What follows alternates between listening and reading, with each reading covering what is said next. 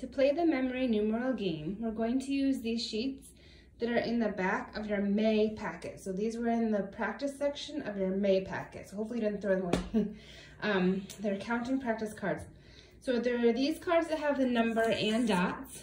You can use those. There are cards that have just the dots, like this. So these all go up to 10, 0 to 10.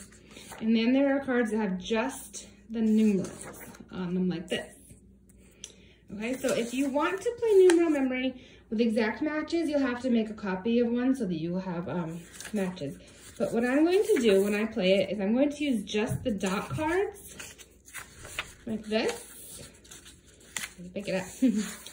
And the numeral cards, so that when we flip over, we'll have to try to find the ones that match with the dots and the numerals together.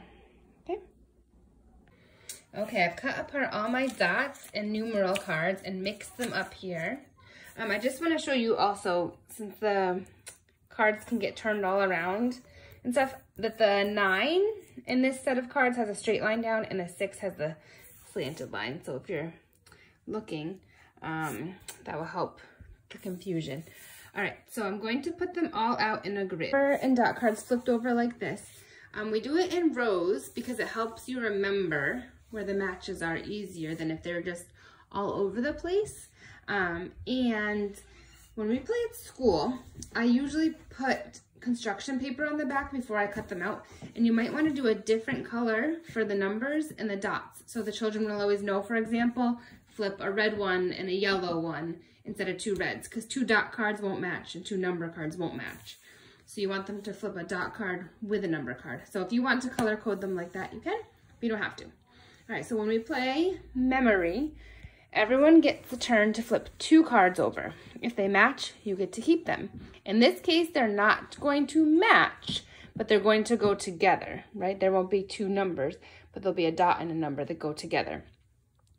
We always remind children to flip them in their place, like this, rather than taking the card, because that helps other players visualize where that card was.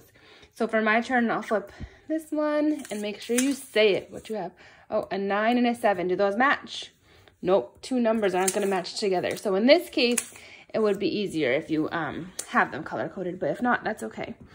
Then for the next turn, flip, let's see, a 1 and 3 dots. Do those match? Nope, so flip them back over. Then it's the next person's turn.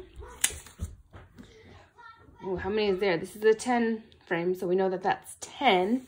Let's see if we can find the number 10. Oh, that's another dot. How many are in there? 0. All right, so those don't match. Let's see. I'm gonna flip 2 more. There's an 8 and 7. So each time I flip them over, I'm going to say them just to reinforce what those numbers are. 1. We saw the 1 dot, did we? Oh, 6. Let's see. There's 8 dots and number 8.